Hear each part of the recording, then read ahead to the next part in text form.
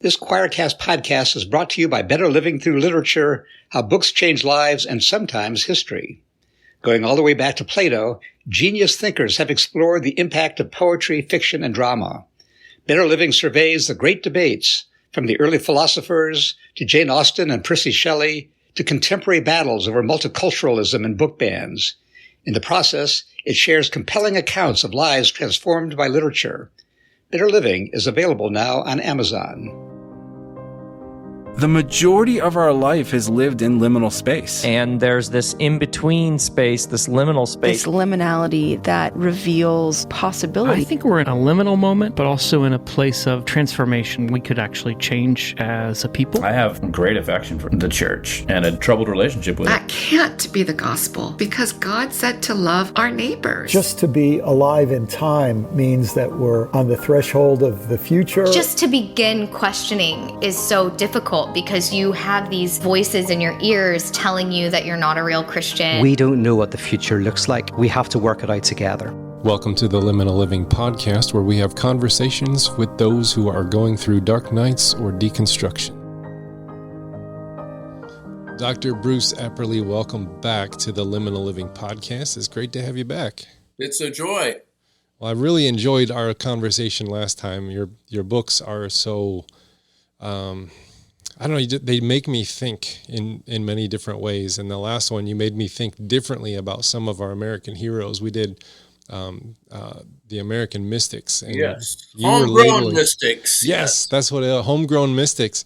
And you were labeling mystics that I wouldn't have labeled as mystics, but it made so much sense to do so. And I really enjoyed that conversation. I learned a lot. Yeah, it was a joy. Yeah, I take seriously the notion that Dorothy Sola had that we are all mystics. We just don't know it yet. Oh, that's really good. That's really good. I like that. Who said that?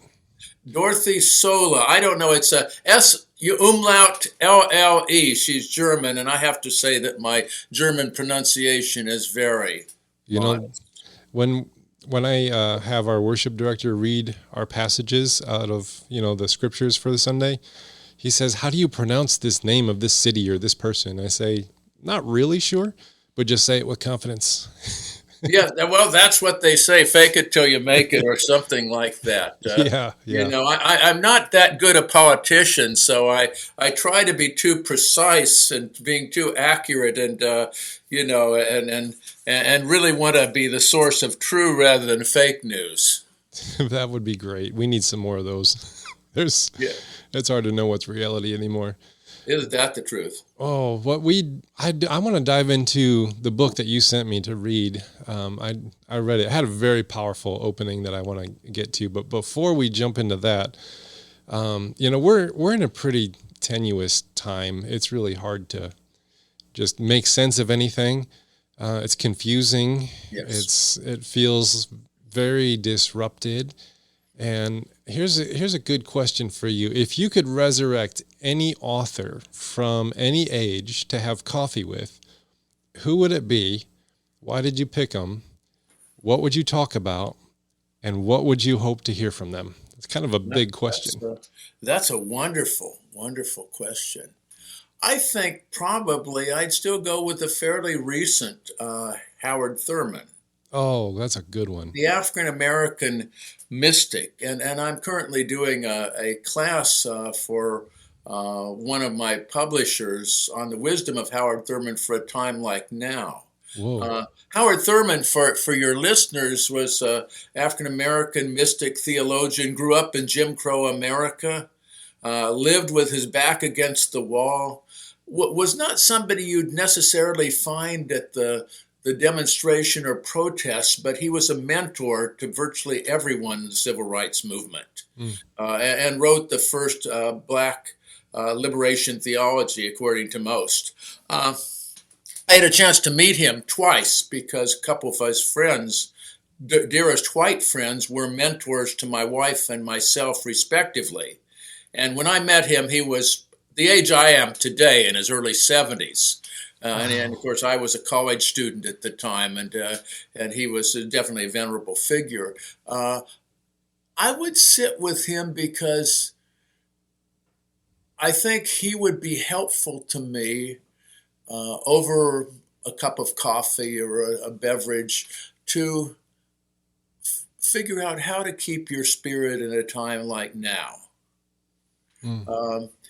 He was somebody who spoke to the ages, but the ages he spoke with were this age as well as all the ages. And he was always clear that he was living in the present moment, even when he was invoking the universe and the God of eternity. And I think what would he be saying to me, because in many ways he experienced throughout his life what we privileged white people are experiencing today. I mean, one of the things that's so devastating in my world, which is in the DC suburbs, where I interact and have students who have been leaders in government, our church that I attend, Westmoreland Congregational United Church of Christ, I'm actually the theologian in residence there, which is either a horrific or an honorific title, one of the two. They're really dealing with a crisis of hope, because this is the first time some of these former ambassadors, people who made the news at times, are basically rejected and have no place at the table. They have no levers, no place at the table. And of course, Howard Thurman, as an African American growing up in the United States, even most of his life, to be honest, had no place at the table. How do we live, as Thurman says, with our backs against the wall? How do we live when the people who are in power think we're the enemy? When the people in the power want to erase the things that we thought were so important, like LGBTQ plus rights, like just immigration, like Medicare, like medical insurance for the poor, like Social Security, like civil rights, like, frankly, equality among the races and genders. How do we live in this world? Because, of course, people like Thurman did not have the option of giving up. And they didn't have the option of absenting themselves, because it was a matter of life and death for them. And I think, how do we have hope? How do we work for justice, and how do we work for justice and confront the evils of our time without succumbing to hate? Without succumbing to hate. How do we do that? I mean, you know, I'm tempted to be like the author of Psalm 139 toward the end of this most glorious psalm, this psalm that takes us into the heavens and down into the depths, and God is with us. And then toward the end, he says, "Oh, that you would slay the wicked. I hate them with a holy hatred." And many of us are tempted to hate with a holy hatred. And at the end of the day, however, the psalmist hears these words again: "Search me and know me, and lead me to the path everlasting." How do we take our protest, our anger, our hate, our prophetic resistance to prayer, and see the holiness in Donald Trump and his minions without letting them off the hook, or letting ourselves off the hook, to be honest? We can't, as Harry Emerson Fosdick says in God of Grace and God of Glory, save us from weak resignation to the evils we deplore. You know, Man, there's a lot power packed in all of those statements that, my brain is just going a million miles a minute in 20 directions at this point, because it's really hard to wrap our minds and our hearts around the current moment that we're in. It just, it's hard to maintain hope. It's hard to, I texted a friend the other day. I said, suppressed anger is not peace. So then how do we express anger in a way that doesn't turn into, you know, an unholy wrath kind of a thing, and just label God's name on it that justifies that? And how do we fight in ways? And I think Howard Thurman and Martin Luther King Jr. And you know, so many from the civil rights movement, they have so much to teach us about this moment. I think that is a really good choice for an author to bring to this conversation.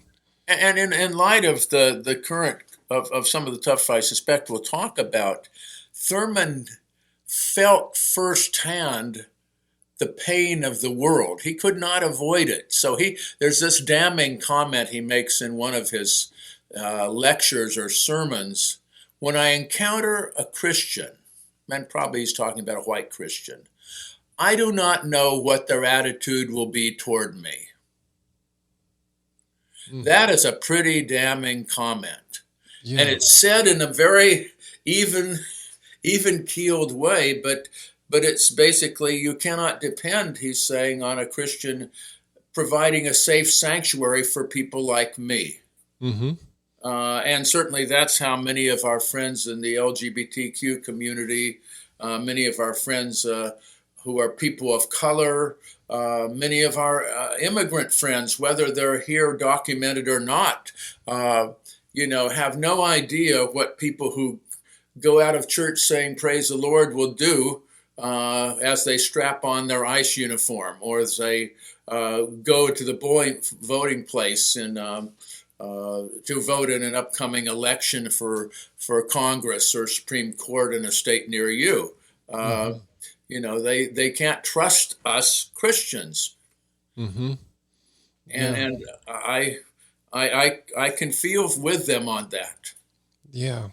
And you can just pick up on that when you start to have a conversation with someone and you're unsure of their political leanings. You don't know if they're a safe person to have conversation with. So yes. I even connect with Thurman's sentiment there. If you're a Christian, I don't know how to approach you. I don't know your attitude towards me. Yes. And then we just kind of beat around the hedges and try and maybe drop a word and see what they respond to. Yes. And then work our way in from the side door and figure out, oh, okay, we can have these conversations. It's all right. Well, I've experienced that. Should we talk about how the Detroit Tigers are doing, or what the weather's like in Saginaw, or Washington, D.C., how the cherry blossoms are? Or are we going to talk about something that may be more serious? And do we dare do it? Mm-hmm. Do we dare do it? Yeah. Wow. Those are, I encountered Howard Thurman probably about 5 years ago for the very first time. And I was a Thomas Merton fanatic. I love everything Thomas Merton. I just read his books. I listen to his audio teachings. He's a guide for me. And then I read Howard Thurman and I thought, there's something familiar because Thomas Merton was a mystic as well, and Howard Thurman is. But then there's something very, very concrete. Yes. And Merton is very abstract in a lot of things. Yes. And I have friends that they're like, I can't read him because I don't know how to apply it. But then you get into Howard Thurman, and he doesn't have the luxury of being abstract because these are things that affect his daily living. And he tells the story of his life. There's usually something in his life that illuminates what he's talking about. He had the gift of not only paying attention to his own life, or as Frederick Buechner would say, listening to his life. He had the gift of being able to listen to Scripture and listen to the experience of other people. And we'd use the term empathy, I believe, to hear what's going on beneath the surface of life. Yeah. Yeah. Well, you wrote this really good book, Saving Progressive Christianity in Order to Save the Planet. Yes. That's a provocative title. How did you land on that title? That's very big. I think that it came about through a combination of looking at the United States post January 6th, 2021, which the January 6th insurrection was sort of a pivotal moment for me because people, gathered in prayer circles and then rose up to kill the vice president. Mm-hmm. Not all of them, of course, but the sense that you saw the face of a certain type of Christianity there that was about the business of retribution, about the business of putting the person they believe to be God's choice in the White House, whether or not the vote occurred. Mm-hmm. And I think that struck me that the folks involved in this were mostly people who self-described themselves evangelical. Although I don't like that term to describe these folks. I think it does injustice to evangelical. I was raised an evangelical, and although I've had a faith journey that's took me here, there, and everywhere, I come from small town American evangelical Christianity with revival meetings and calls to Jesus. I was at the famous Billy Graham crusade at the Cow Palace when I was 7 years old in San Francisco. I have a personal relationship with Jesus. I joke about my personal relationship with Jesus in a sense that I recently had an MRI, and I was a little nervous about going into the tube. And so I decided to take Jesus in with me. Now, give him something to talk about, having Jesus in the tube with you. But, I have that sense of Jesus, as the song goes. He walks with me and he talks with me and he tells me I am his own. And that's a personal relationship. The self-described evangelicals have become basically conservative politicians, conservative individualists, isolationists, and that troubled me because it's not only being manipulated by the politicians, it's also being the greatest support of the most undemocratic viewpoints. I mean, I recently reviewed a little bit of Project 2025, and which has been one of the, the architecture behind some of the stuff currently going on. And you could say that that's the incarnation of conservative Christian values. Mm-hmm. Traditional family, and Lord knows I have no clue what that means, Tom. Mm-hmm. You certainly don't want a biblical marriage. I certainly don't want a biblical marriage, especially as I'm a woman. Traditional families, individualism, isolationism, chosen people. Mm-hmm. Israel gets a pass on everything it wants to do because it'll be part of the second coming. Mm-hmm. A sense that somehow or other God has raised up Donald Trump for this time, and of course, as the great evangelical Christian representatives like Mike Johnson clapped mightily when Trump said, God diverted that bullet so that I might live to make America great again.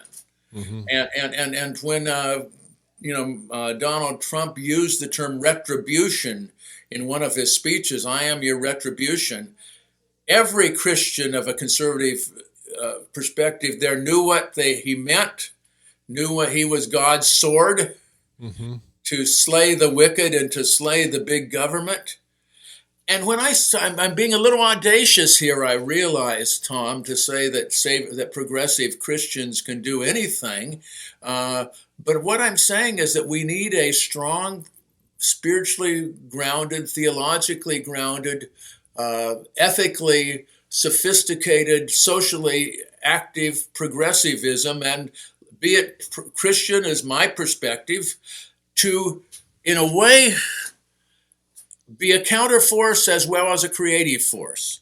Again, I'm not wanted. I don't want to go backward, Tom, but many of the things that we think are best about America came from the social gospel, Protestant liberalism, Protestant progressivism, the civil rights movement, things like labor laws, things like healthy workplaces, things like a decent wage, things like Social Security, Medicare, Medicaid, civil rights law. If you go back further when the evangelicals were truly evangelical, the abolitionist movement. Mm-hmm. And gay rights, the rights for the LGBTQ community, and ethical relationships in relationship to immigration. We can still have laws, and we should have a very careful immigration policy. But at the end of the day, I think a Christian has to say, these are children of God. And even if you have to send certain ones home, you treat them as if they are children of God.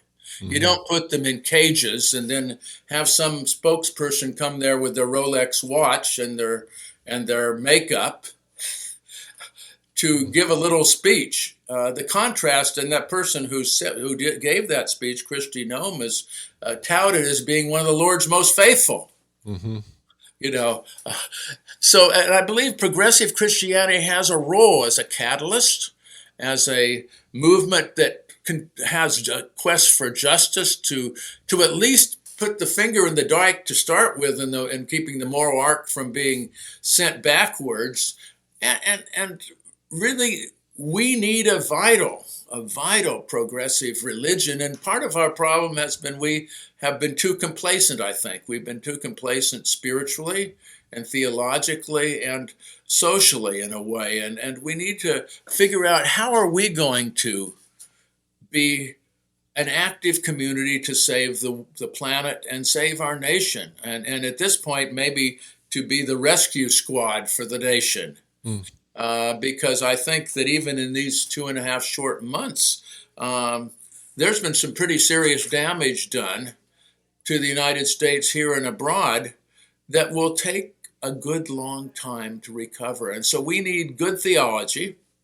Howard Thurman makes this comment, and it's a very bold comment on his part. He says, bad behavior usually gives evidence to bad gods or the belief in bad gods. And we have to share our vision of God. Again, there's a lot of evangelical Christians who are no longer satisfied with the vision of God they grew up with. You probably know Tom Ord. Of the open and relational movement. Well, Tom has done a wonderful revival in that. He has really spoken for a whole group of evangelical Christians who grew up with the sense that Jesus loved me, and then came to the conclusion that, well, maybe Jesus loves me, but I'm not sure about God. Mm-hmm. And when you go to one of Tom's retreats or programs, or the infamous theological beer camp that he does with Trip Fuller, it's almost like an altar call. Mm-hmm. Of people looking at their lives and saying, "Here's where I was, and I couldn't be there now, and I'm looking for a God I can believe in."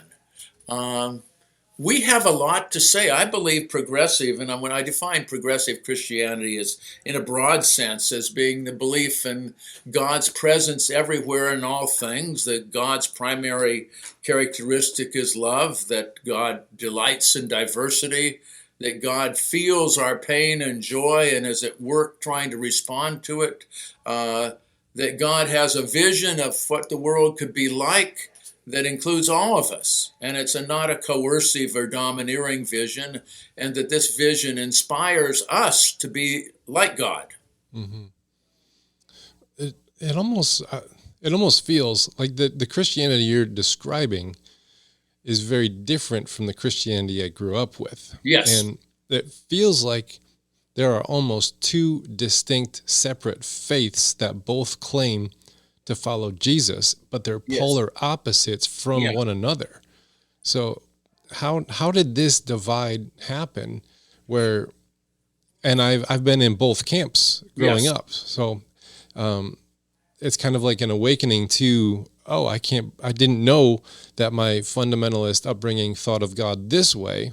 Yes. And now I've experienced, more of an awakening and epiphanies about God's actual nature being more loving. But how did we build such a structure of God, theological and social, that conservative Christians would look at Donald Trump and say, he's our guy. Like, this guy's great. Yeah. He's very Christ-like and very like God's choice of person. And like, how do we have such distinct forms of faith that we could land in such polar opposite places? It's so difficult to analyze. I think there has always been an underground virus in Christianity, and to substitute doctrines for love, to substitute creeds for creativity to substitute what you have to believe from who you are as a person in your personal life and in your social life. I mean, I think that we need Paul. We also need James. I think that, James sets the tone very differently. So James says, show me what you're doing. I think that sort of sense of, I think it's the Mennonites and the Anabaptist movement that talk about the fall of Christendom occurring with Constantine. We've all inherited that in the Americas. I mean, I go to a church that's has a very impressive architecture to it and a good budget and all of that. So I've inherited the Constantinian spirit.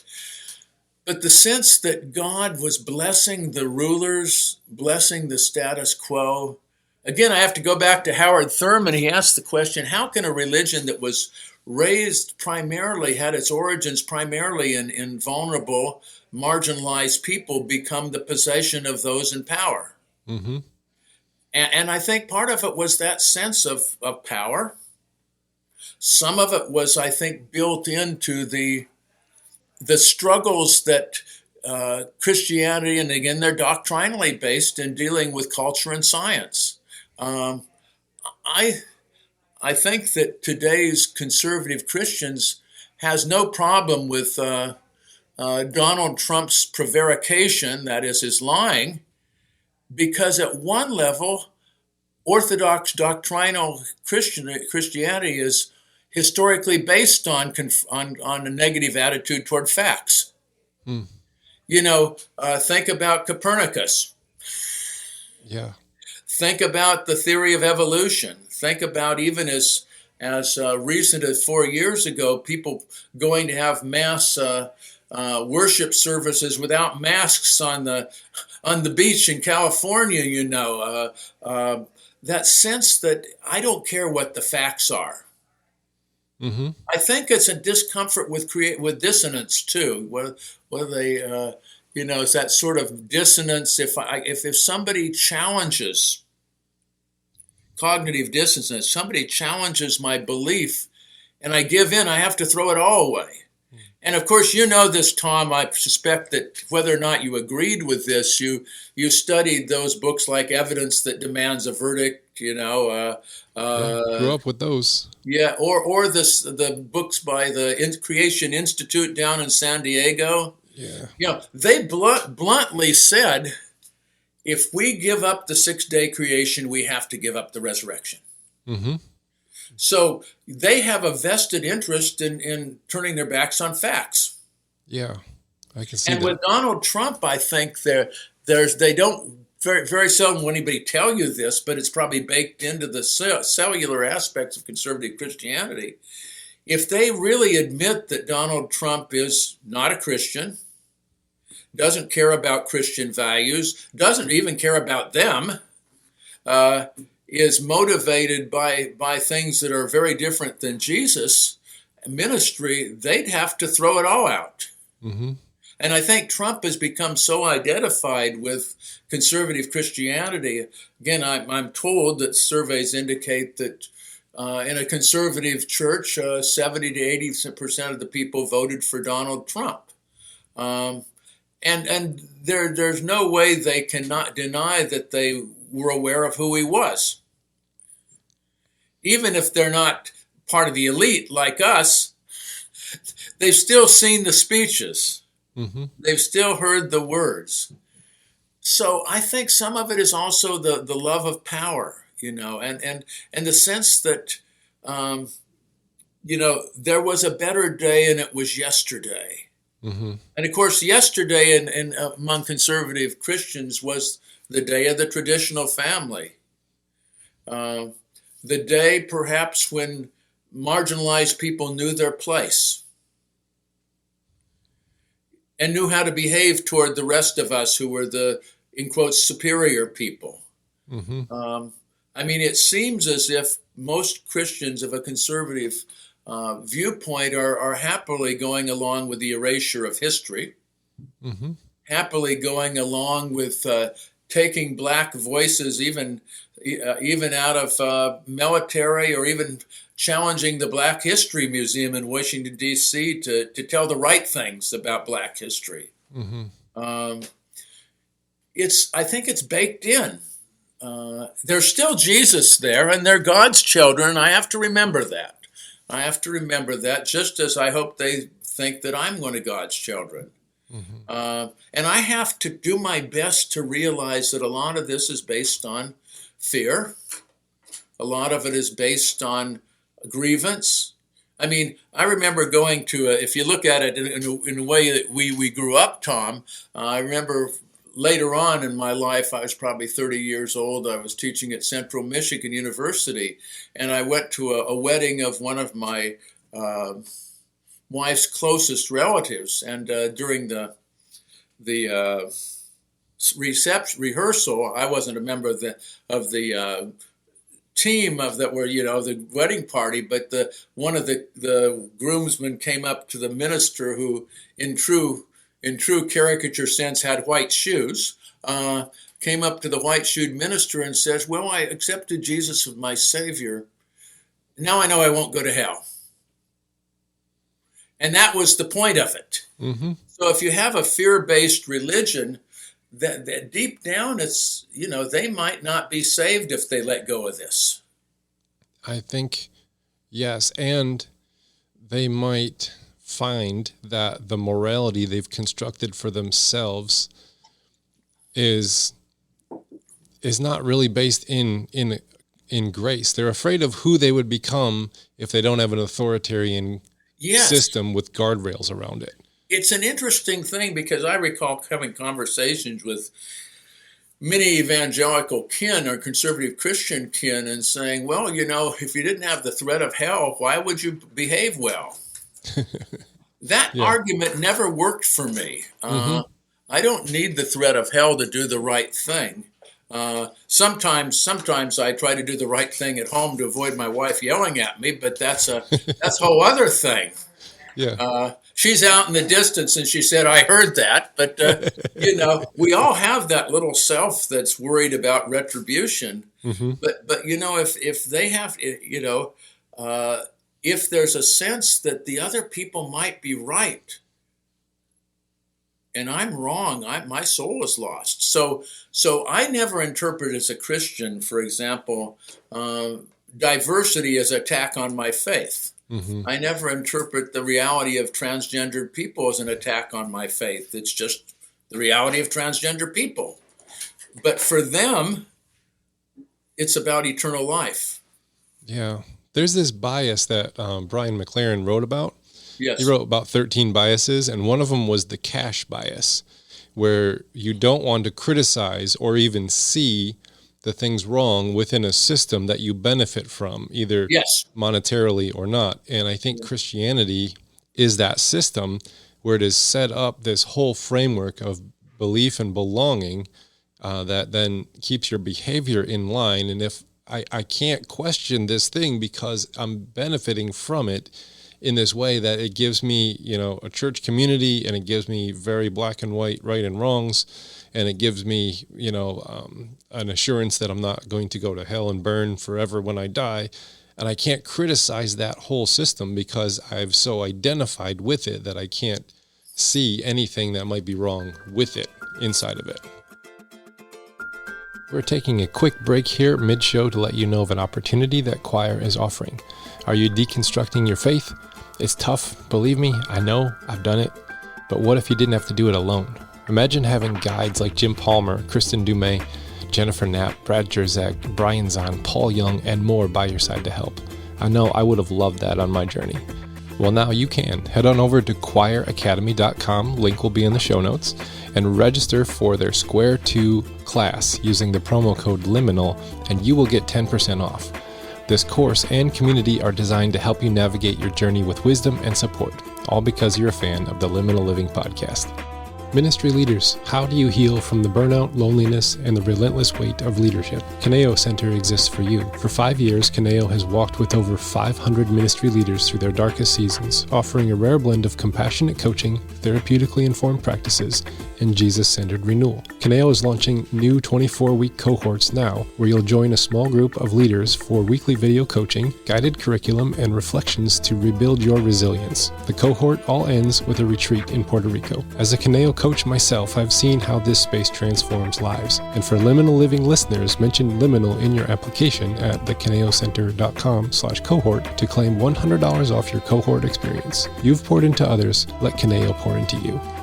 If you're in a dark night or deconstruction, you know how vital it is to ground yourself in intentional practice. That's why I'm thrilled to partner with the Monk Manual, a journaling system inspired by monastic wisdom and backed by science. The Monk Manual is a daily journal companion for reflection, purpose, and aligning your actions with your deepest values. Whether you're rebuilding after deconstruction or seeking clarity in transition, this tool turns liminality into grounded growth. And now, Liminal Living listeners can save 10% on their Monk Manual using the code LIMINAL over at monkmanual.com/liminal. And remember, the wisdom of liminal spaces lies in how we journey through them. So do it with intention. And now back to our show. Well, yes, and we have to honor that emotion. Mm-hmm. We have to honor that emotion because, again, it's fear-based and it's change-based. You know, again, you think about how quickly certain things have changed since I was a child. You know, I don't want to be one of those old people who say, when I was a child, we didn't even have feet or something like that, or shoes, and we walked 15 miles in the snow to school. Mm-hmm. However, having said that, if you think about the last 50 or 60 years, civil rights, equality, women's rights, LGBTQ rights, these things are not in the closet anymore. They're on TV. Mm-hmm. The genie's out of the bottle, and that's frightening. A little bit like the Vatican II was challenging to a lot of Roman Catholics, and in response to it, there became a rise in traditionalism. The saints that we thought were saints and prayed to may not be. Mm-hmm. The behaviors that were required of us are no longer required of us. Mm-hmm. And you know, that's unsettling. So we have to be appreciative of the cognitive dissonance that puts everything at risk. Having said that, I mean, we still have to preach our good news with empathy. Mm-hmm. Again, the one thing that we often hear is that empathy is a bad thing. Mm-hmm. You know, that was quoting Elon Musk recently. Empathy could be the death of Western civilization, or is the death of Western civilization. For Christianity, empathy is the source of civilization. Empathy is the source of ethics, is the source of morality, the sense that other people have feelings. There's another Howard Thurman story I'll bring up, and probably you've read this one, but he's a young boy, probably 12 years old or 11. He's raking leaves for a white storekeeper. And the white storekeeper's daughter keeps knocking over the leaves, something I like to do too, by the way. If I see a pile of leaves in the road, I want to kick them, and sometimes do if it's early enough and nobody will see me. But the girl keeps kicking those leaves over. And he finally gets frustrated and says, don't do that. And she keeps doing it. He said, don't do that. I'll tell your father. And she gets really angry. And this was the era when people had stick pins. And she sticks him with a pin. Mm. And when he squeals in pain, she says, Howard, what's wrong? You can't feel. Mm. And I think that empathy is at the heart of what we have to cultivate, that even those we oppose have feelings.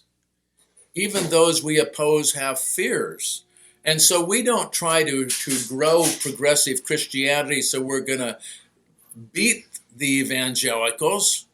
We're growing Christianity progressive Christianity because we believe that it's a force to bring health back to our nation and the planet. Mm-hmm. It's a force that'll help people find meaning in difficult time. And we don't go backward in meaning, we go forward in meaning. It's what are we going to do next? Yeah. What's the next step rather than what was the step 30 years ago? I think that's the hard part that Christianity has always struggled with since they married themselves to power after the Roman Empire, was that we're always seem to be reactionary to anything that challenges how we've set things up to be. From, you mentioned Constantine, Galileo adopted Constantine's heliocentric view of the solar system and was imprisoned under house arrest by the Catholic Church. And he wasn't forgiven by the Catholic Church until 1997, which is, he was in the 1500s when he made that call. So it took a couple centuries. Then we have, evolution. We have and now the rate at which humanity is developing our understanding, it makes Christians afraid that they're not going to be able to keep up, because we have this medieval theological system that we're addicted to, and we don't have a new container for God for the new world. And so we want to reestablish what was, instead of get creative and imaginative and try and involve, like, God is the one, I believe, guiding human development and all this expansion of understanding and science. And so instead of going along with that and trying to say, how should our faith respond in this one, we're reacting to it and trying to move the ball backwards all the time. And it's not a new thing. That was under Constantine and Galileo. And it's been something that's been baked into the system for a long time. Yes. How do we get out of this loop? How do we escape? Those that guarantee that we don't get out of the loop are the power brokers. Yes. That the divine right of kings or presidents to hold us where we are, to keep the forces of disorder and chaos at bay. It's interesting that, and again, this is partly based on making a doctrine more important than an experience. I'm a biblical Christian. I've written about a dozen books about various books in the scripture. I do a lectionary commentary every week. I do a Bible study every week. I'm a biblical Christian. And to me, when you talk about the Bible, one of the classic verses is, God is faithful and God's mercies are new every morning. Lamentations 3.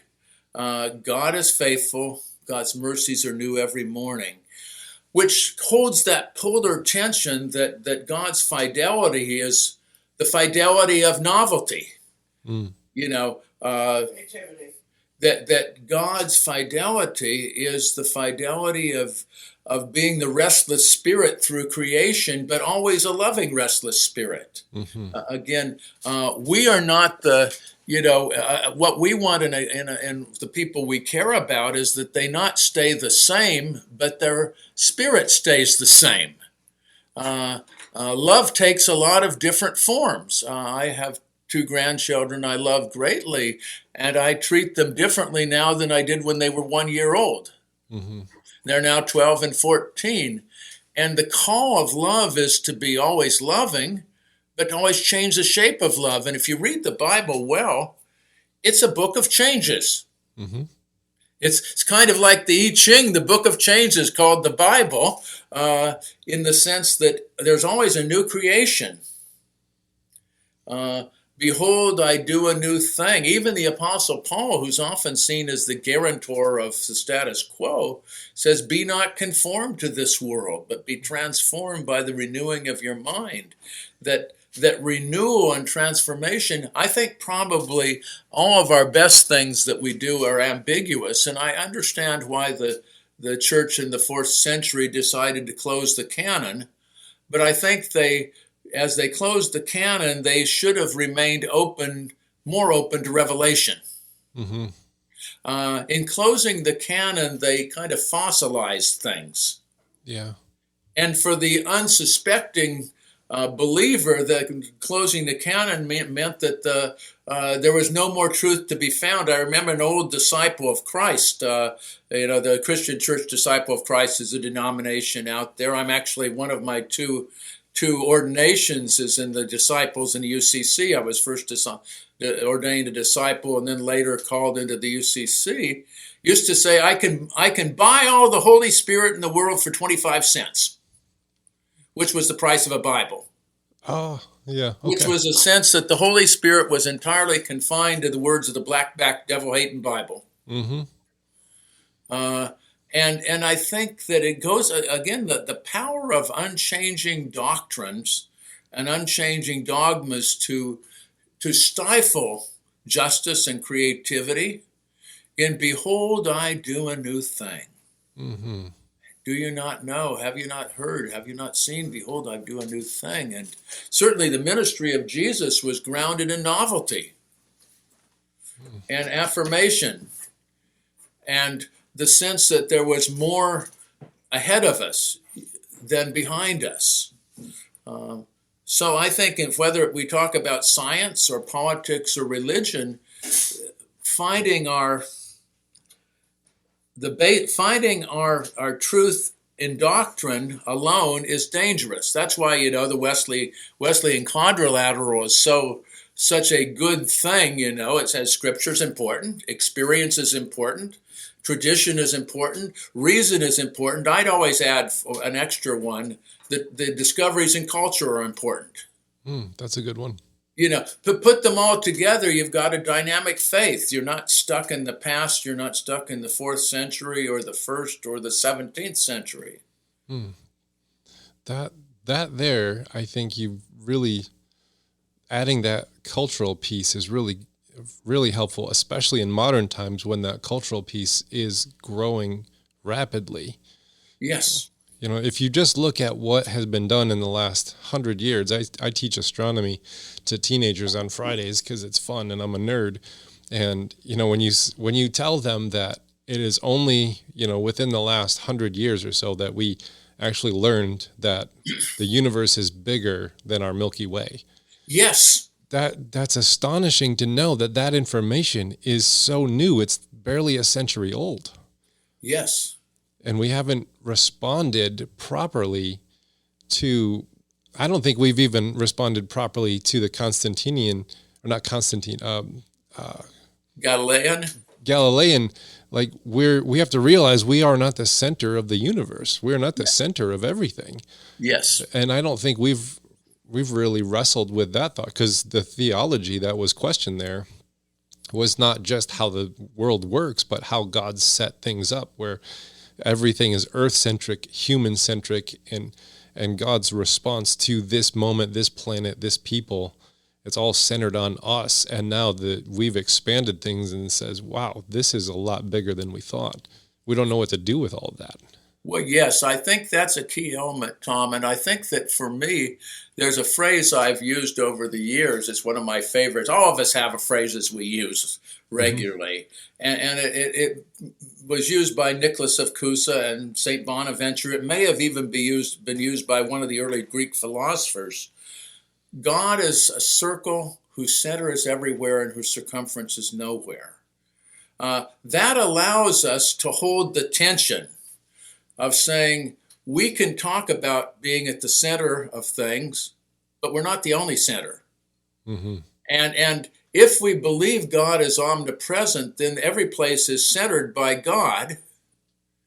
So we can still feel like we have a home in the universe, but no place is the only center, and every place is within the circle or spiral of God. Every person, everything, every creature is within this reality, which allows us to hold that in tension, I think. But again, oftentimes we think that our people have to be the center and the center alone. And if our people are not the center and the center alone, we're in jeopardy. Yeah.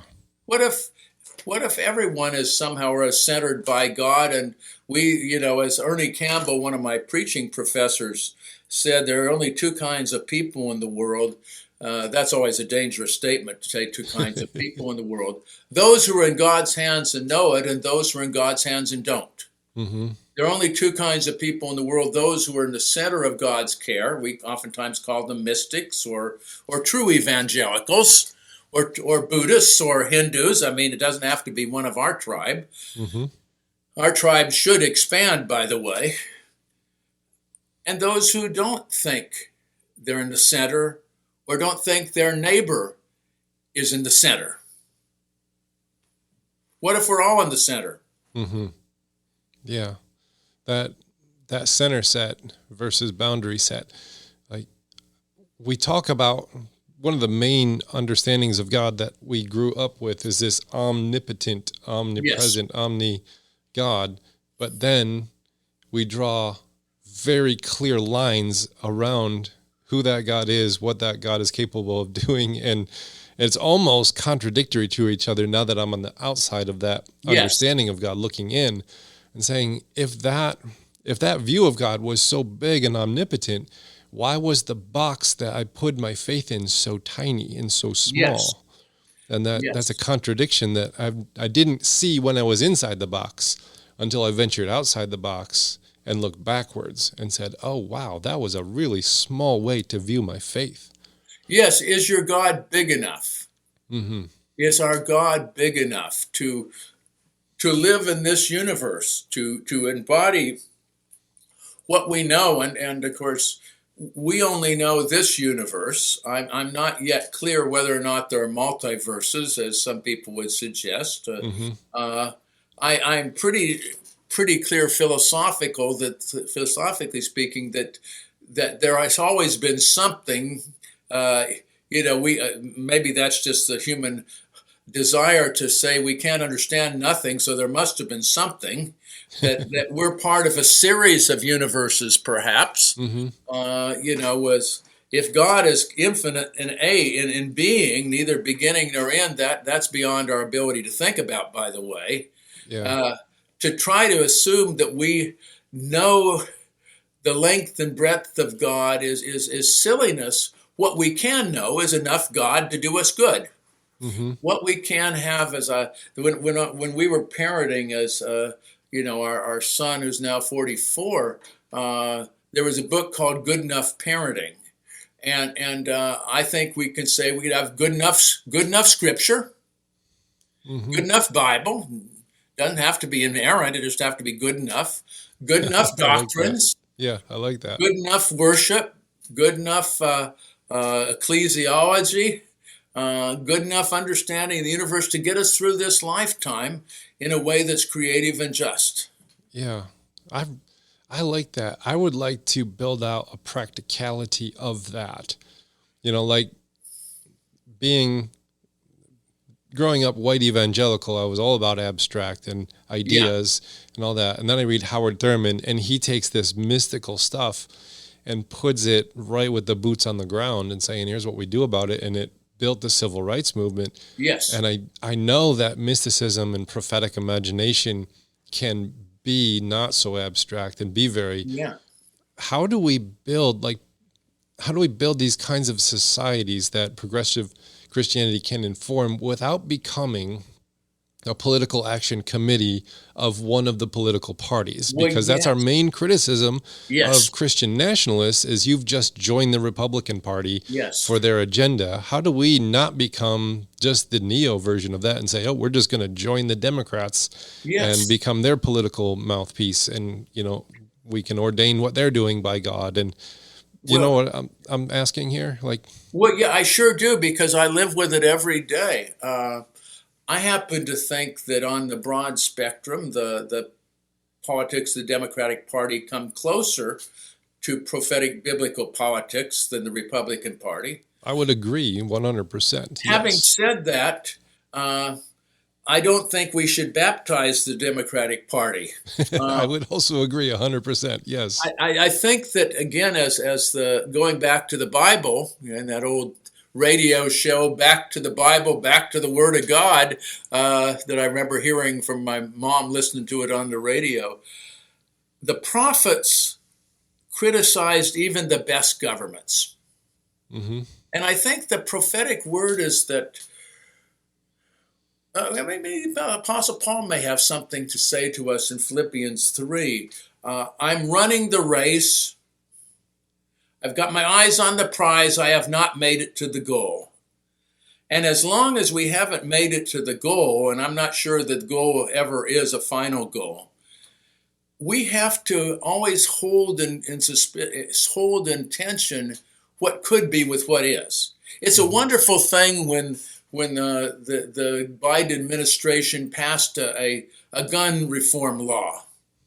But it wasn't a law we should be satisfied with. Mm-hmm. It's a wonderful thing when the Affordable Care Act was passed. But it's not something we should stop at. Mm-hmm. And that's what may make the Christian a difficult citizen to some extent, because even though they might go to the Democratic Convention, they're going to politely say, this isn't good enough. Even if they also say, this is the best we can come up with today is this. Given our nature of government, which is a democracy, we don't want a theocracy here. That's never worked well. This is the best we can come up with now, but this is not where we want to end up. And I think having that prophetic difference and being willing to hold our leaders accountable, even the ones we like. I mean, you can argue that you'll vote for Kamala Harris, I'm speaking for myself, even though I'm not happy with the Israeli policy of the United States. Partly because, as the philosopher Whitehead says, sometimes God's aim is the best for this impasse. And the best isn't always as good as it could be. Mm-hmm. Sometimes the best isn't very good at all. We have to settle for a moment on the best for the impasse and then push the river further. Mm-hmm. We need, I think, again, we'll use Martin Luther King or Howard Thurman as examples. They probably were aligned. Of course, the Republican Party was more liberal in those days on civil rights during Thurman's time. It was still the party of Lincoln. Mm-hmm. We can affirm we belong to this party, but we are not defined by this party. And so we're in it, but not of it. Mm-hmm. And I think we almost have to be honest as progressive Christians when we're in the political process to say that, yes, this is a good thing. We want this bill to pass, but still when we have 40 million people living in poverty, what are we going to do about that? Mm-hmm. Or maybe 140 million, as William Barber says, 140 million and living from paycheck to paycheck. Well, I don't know if that's the case, but I suspect it's somewhere between 40 and 140 living from paycheck to paycheck. Mm-hmm. Yes, it's good to have social safety net, but we need a better one. Mm-hmm. And we need ways that encourage people to have self-respect, and we need to have ways to encourage people to take the most initiative possible for them. We don't want it. So again, we're both in and not of it. Mm-hmm. Well, what would you say to someone who they voted for Trump for the practicality of it, not because they involved their faith, but they said, I think he'll be better for the economy, or I think he'll be better in lowering cost of living wages. What would you say to that individual who doesn't necessarily wrap their faith up into it, but then just jumped into that pool? I think, again, I'd probably say the same thing as I would to somebody who voted for Kamala Harris, which I did, and gladly. Let's look at the results. Mm-hmm. As Grandma would say, the proof's in the pudding. Mm-hmm. Are you getting what you voted for? And how does this square with your sense of morality? I think every American, regardless of who they are, should have an uneasy conscience, whether it be in the Biden administration or the Trump administration, about our pretty well blank check to Israel regarding Gaza. Mm-hmm. And find ways to protest both. I called my representatives regularly during the Biden administration, just saying, how are you going to get a ceasefire? How are you going to protect the Gaza people? And you have to ask, say, where do you feel uneasy? How do you feel about what's happening with ICE picking up people for no apparent reason and deporting them? Some of our best brains, maybe even. Mm-hmm. How do you feel about bullying our closest neighbor? Would you do that? Would you accept it in the child in kindergarten? I mean, I think we can call each other. They can call back to me, by the way, how do you feel about abortion? They can come back to me on that one, by the way, and I have to wrestle with my own uneasiness there. Mm-hmm. Because I don't think it's possible for somebody to entirely have a clear conscience that every abortion is something that should occur. Mm-hmm. And so I have to, as Howard Thurman would say, I have to examine my own conscience as I'm calling them to conscience.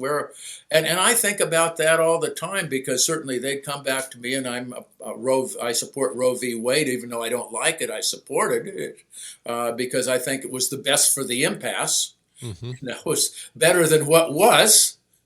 Having said that, I can have an uneasy conscience about even the things I support.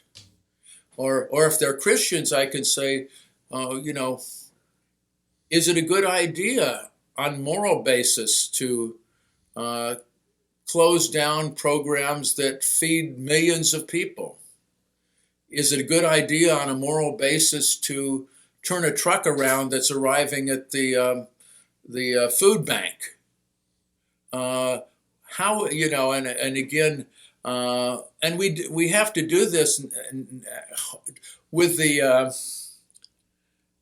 sense that there's goodness in them, just like there's goodness in us. Again, I think of Reinhold Niebuhr here, who said that I need to look at the truth in my neighbor's falsehood and the falsehood in my own truth. Mm. I need to look at the other's limitations, but I also need to be aware of our own limitations, because a more moral world would find even the best of our politics, if we're just talking politics, and maybe even the best of our religion, inadequate in a lot of ways. Mm-hmm. It's like medical care. Again, as a person of a certain age, we go get a colonoscopy. And we ask the question, is that someday people will think that was an awful primitive way to figure out whether you have colon cancer. Mm-hmm. And the same for our ethics. Somebody might say, what are we missing? And realizing that the nation may not be anywhere near where we are, but we can't let the nation squeeze us in our mold. Yeah. Well, things are looking really dark. Yes. There's a lot of anxiety going around. Oh, that's for sure. It feels like they're burning down the house with the people in it, kind of they're not really. That's a good metaphor. I heard that one from my mother-in-law. She was reading something off of her phone, and she says, "Oh, this is what it is." I was like, "Yeah, it feels like that." They're saying, "Oh, this house is falling down. Let's set fire to it." And but we're all inside. Yes. That's how it feels like it's happening, and we're only barely not even 3 months into this thing. Yes. And we have to make it 4 years. And I don't even know. I can't see this going at this rate. And then in 4 years saying, well, let's just elect someone else and turn this ship around. It feels very hopeless. Feels like we're very helpless as they're dismantling all the ways that we have our society built upon. And what is it that you can see and cling to that brings you hope while still acknowledging all of the bad? Yes, and again, it's interesting to go back to the Bible and know that the Bible was not written to be a book of doctrine for the most part. It was a reflection of people's experiences. So I read the Psalms. And the Psalms oftentimes have a certain sense of desperation to them. Yes, they do. And I also remember, and it's that virtually all of the scriptures were written in a difficult time. There's no real easy street in the history of these people. There's been no easy street in the history of Israel, maybe even in the time of David, which was and Solomon, which was the great romance of the nation. There was struggle going on then. Mm-hmm. And here we have a religion that was based on people finding a way to encounter the holy in a time of struggle. I think of Psalm 46, the town is in an uproar, everything's shaking. Be still and know that I am God. Be still. Now, we don't know any more than they did, any more than Isaiah did, any more than Amos did, that we're going to succeed here. We have a disadvantage in a way that they didn't. They lived in a slow world. Mm-hmm. We live in a quick world, a fast world, a united world. Whether we like it or not, the oceans can't protect us from anything. Mm-hmm. We are connected, and we are, as you said earlier, the pace of change is geometrically increasing, especially with things like artificial intelligence. And we have the ability to do a lot of mayhem, which will make it difficult for us to recover. Mm-hmm. And so I think the hope comes for me in the day-to-day. It's that tension between the day-to-day, caring for a new family that's come into the United States, maybe a refugee family, reaching out to somebody at the store. These are small things, but the world is saved one action at a time. Not giving up the ship, coming on a podcast. The Jewish mystics say, the world, when one soul is saved, it's as if the whole universe is saved. When one soul is lost, it's as if the whole universe is lost. I would say we have to be much more micro than that and try simply to heal the world where we find ourselves today. Mm-hmm. And realize that this is cumulative. This is cumulative. Again, I think it was Mother Teresa who said, we aren't always successful, but we have to be faithful. And one of the challenges now, and to, in a sense, to bring it home, as a friend of mine said, that self-care is a form of resistance. Mm-hmm. That, or as Brian McLaren would say, to be joyfully defiant. Donald Trump and people like him cannot define my spirit. They cannot define my spirit. And we're not being apocalyptic here. We're not letting go of the challenges. We're in it for the long haul. That means at one level we have to delight in small gains. We have to delight in the beauty of this day. We have to delight in making a contact with somebody other than us. We have to delight in small gains and communities of support. Again, community is becoming, I think, more and more important now. Communities of support that are types of gentle resistance, and we do it in the way that we're capable of doing. Not all of us are going to be in the front lines, but we may very well be calling our representative or reaching out to an immigrant or a refugee as a fellow child of God and treating people with respect who are maybe otherwise marginalized. Again, the world's saved one moment at a time. Yeah. I like that answer and I don't like that answer because I want it to be saved in a big, massive boom and say, all right, it's all better. We're good.